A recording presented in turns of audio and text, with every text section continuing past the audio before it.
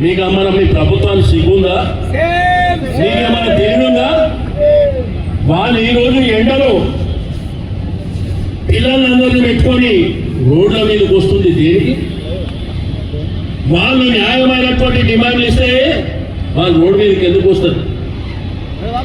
మీ ప్రభుత్వానికి చేతనైతేనా మీరు పెద్ద పెద్ద మాటలు మాట్లాడి పెద్ద ప్రగల్భాలు పలికి ఈరోజు మరి వారి యొక్క న్యాయమైన డిమాండ్ నిన్న చెప్తారు 32 డిమాండ్లు ఉంటే 29 క్లియర్ చేసినామంట. నీకు దమ్ముంటే మీడియా పక్షాన ఆ 29 ఏమి క్లియర్ చేస్తున్నారో చెప్పవలసినటువంటి అవసరం ఉంది. మీ ఆర్టీసీ ఎంపీ గారు వార్నింగ్ ఇస్తుండు, మీరు ఉద్యోగాలకు రాకపోతే మీ మీద యాక్షన్ తీసుకుంటామని. ఫస్ట్ నీ ఉద్యోగం చూసుకో జాగ్రత్తగా, రాబోయేది మా ప్రభుత్వమే కాబట్టి గుర్తుంచుకోవాల్సినటువంటి అవసరం ఉంది. వాళ్ళని ఆర్టీసీ కార్మికులని గవర్నమెంట్లో విలీనం చేయడానికి ఒక పెద్ద మనసుతోని కేసీఆర్ గారు ఆ నిర్ణయం తీసుకుంటారు. ఈరోజు మహిళలకు భద్రత లేదు. మహిళా ఆర్టీసీ కార్మికులకు వాళ్ళు వచ్చేటువంటి అలవెన్సులు వస్తలేవు, వాళ్ళ బెనిఫిట్స్ వస్తలేవు. రెండోది మధ్యన ఈవీ వెహికల్, ఎలక్ట్రికల్ వెహికల్ అని చెప్పి ఒక సంస్థకి ఇచ్చి దాంట్లోనంట ప్రైవేట్ వాళ్ళు వచ్చి పనిచేస్తారంట. అంటే ఆర్టీసీలో పనిచేసే వాళ్ళకు ఎలక్ట్రికల్ వెహికల్ నడిపే సాధారణ నేను అడుగుతున్నా. కండక్టర్గా ఉండేటువంటి అర్హత వాళ్ళకి లేదా అని చెప్పి నేను అడుగుతా ఉన్నాను. ఎవడబ్బా జాగిరని చెప్పి డిపోలేని ప్రైవేట్ వాళ్ళకు మీరు దారదత్తం చేస్తున్నారో చెప్పాల్సినటువంటి అవసరం ఉంది. నేను కార్మిక నాయకులకు ఆర్టీసీ ఉద్యోగులు కానివ్వండి నాయకులకు కూడా సెక్రటరియట్ అని పిలిపించి రాష్ట్ర వ్యాప్తంగా ఉన్నటువంటి మన కార్మికులందరినీ రోడ్డు మీదకి తీసుకురండి, ఎవడు అడ్డొస్తారో చూస్తామని చెప్పి నేను ఈ సందర్భంగా తెలియజేస్తా ఉన్నాను. మనమందరం రోడ్ల మీదకి వచ్చి సెక్రటరియట్ ముట్టడి చేసి ఈ ప్రభుత్వం మెడలు వంచైనా కానీ మన హక్కులను మనం సాధించుకోవాల్సినటువంటి అవసరం ఉన్నది. వాళ్ళకి ఇచ్చేటువంటి పిఆర్సీ విషయంలో కానివ్వండి, ఇప్పటి వరకు 2 బకాయిలు ఉన్నాయి, అవి కానివ్వండి, పెన్షన్ జీతాల విషయంలో పిఆర్సీ వేయడంలో కానివ్వండి, మీరు మేనిఫెస్టోలో పెట్టలేదా? మరి ఆ రోజు మేనిఫెస్టోలో పెట్టిందే నమ్మి మీకు ఓటేసి మీరు గద్దెనెక్కిన తర్వాత మా జీవితాలతో ఆడుకునేటువంటి అధికారం మీకు ఎవరు ఇచ్చిందని చెప్పి నేను అడుగుతా ఉన్నాను. ఈరోజు ఆర్టీసీ అంటే భారతదేశంలోనే ఒక అద్భుతమైనటువంటి సంస్థ. దీనికి అనేకమైనటువంటి అవార్డులు రివార్డులు వచ్చినాయి.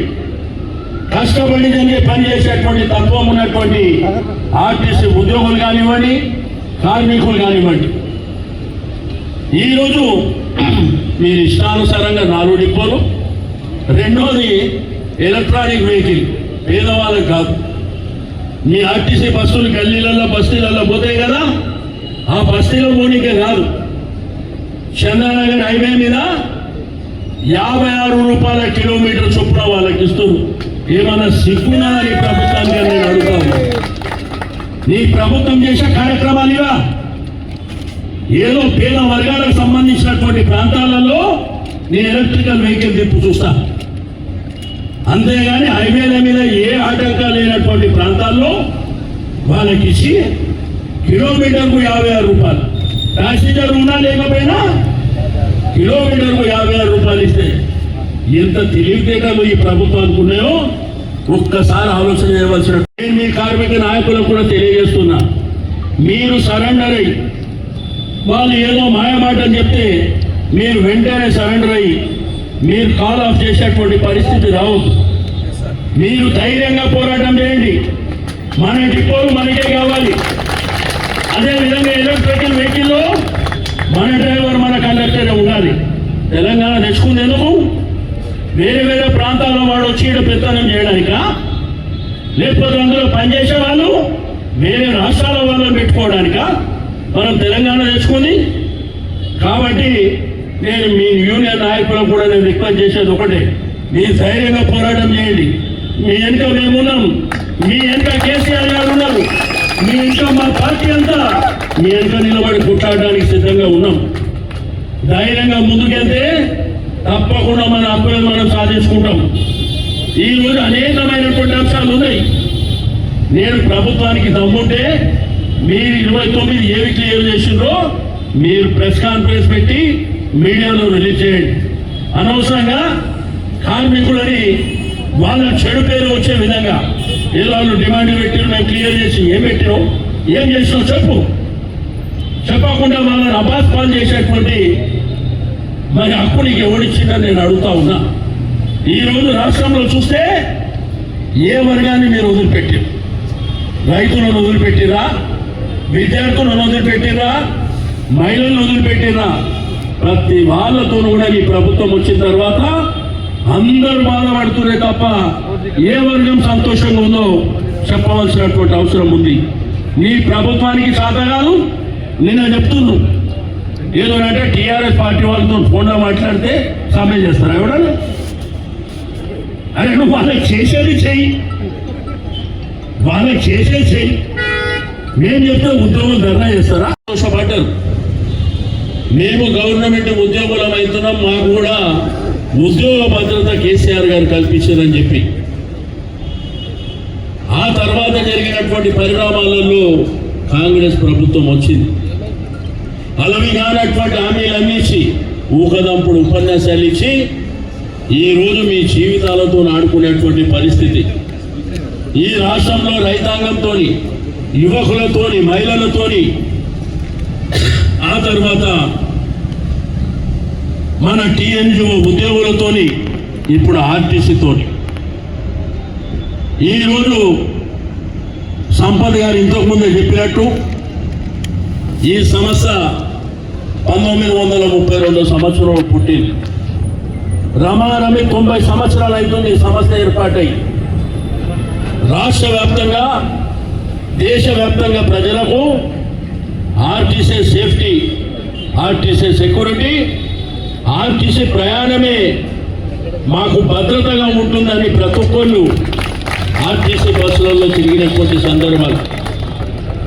మేము ప్రైవేట్ వాహనాలకు ఎక్కము, ఆర్టీసీ అయితేనే మాకు సేఫ్టీగా ఉంటుంది అని చెప్పి మరి పేద మధ్యతరగతి కుటుంబాలు, మహిళలు వాళ్లకు ట్రాన్స్పోర్టేషన్ అంటే ఆర్టీసీ తప్ప వేరేది తెలియని విధంగా మీరు ఎంతో సేవ చేసినటువంటి విషయం. ఈరోజు 2 రోజుల నుంచి ఆర్టీసీ బస్సు లేకపోతే డిపోలలో కానీ, బస్ స్టాండ్లలో కానీ, రోడ్ల మీద కానీ పేద మధ్య తరగతి ప్రజలు అల్లాడిపోతున్నటువంటి సందర్భాన్ని కూడా మనం తెలియజేయవలసినటువంటి అవసరం ఉంది. మీరు ఇచ్చినటువంటి వాగ్దానం ఏంది? నిన్న మంత్రి గారు చెప్తారు, ప్రతిపక్ష పార్టీగానంట ఇలా నాయకులకు ఫోన్ చేసి మీరు ఏదో 4-5 అంశాలు మాట్లాడుకొని మళ్ళీ వెనక్కి వస్తే అసలే ప్రమాదం జరిగేటువంటి అవకాశం ఉంది. అది మీరు గుర్తుపెట్టుకోవాలని చెప్పి నేను సందర్భంగా తెలియజేస్తా ఉన్నాను. కాబట్టి మీ యొక్క ఈ సమ్మెకు మా పార్టీ పక్షాన సంపూర్ణమైనటువంటి మద్దతు మీకు ఉంటుంది. మీరు ఏడి వరకు కొట్టాడితే ఆడి వరకు మేము రావడానికి సిద్ధంగా ఉన్నాం. మీరు అవసరం అనుకుని సెక్రటరియట్ ముట్టడి చేస్తామంటే కూడా దాంట్లో ఫ్రంట్ లైన్లో మేమే ఉండి మీకు అన్ని విధాలుగా సపోర్ట్ చేస్తామని చెప్పి నేను ఈ సందర్భంగా తెలియజేస్తా ఉన్నాను. ఎందుకంటే మేము న్యాయమైన కోరికలు 96 సంవత్సరాలు అవుతుంది ఈ వ్యవస్థ ఏర్పాటై, 92 సంవత్సరాలు అవుతుంది. ఈ యొక్క వ్యవస్థ ద్వారానే పేదలకు కానీ, మధ్యతరగతి కుటుంబాలకు కానీ, ప్రయాణికులకు కానీ ఎన్నో విశేషమైనటువంటి సేవలు అందించినటువంటి సంస్థ. అదేవిధంగా రైతాంగానికి కూడా విశేషమైనటువంటి సేవలు అందించినటువంటి వ్యవస్థ మరి ఆర్టీసీ అనేటువంటి విషయాన్ని నేను ఈ సందర్భంగా తెలియజేస్తూ మీరు సంపూర్ణంగా పోరాటం చేయండి. తప్పకుండా మా యొక్క సహకారం మీకు పూర్తి స్థాయిలో ఉంటుందని చెప్పి తెలియజేస్తూ నేను సెలవు తీసుకుంటా ఉన్నాను. జై హింద్.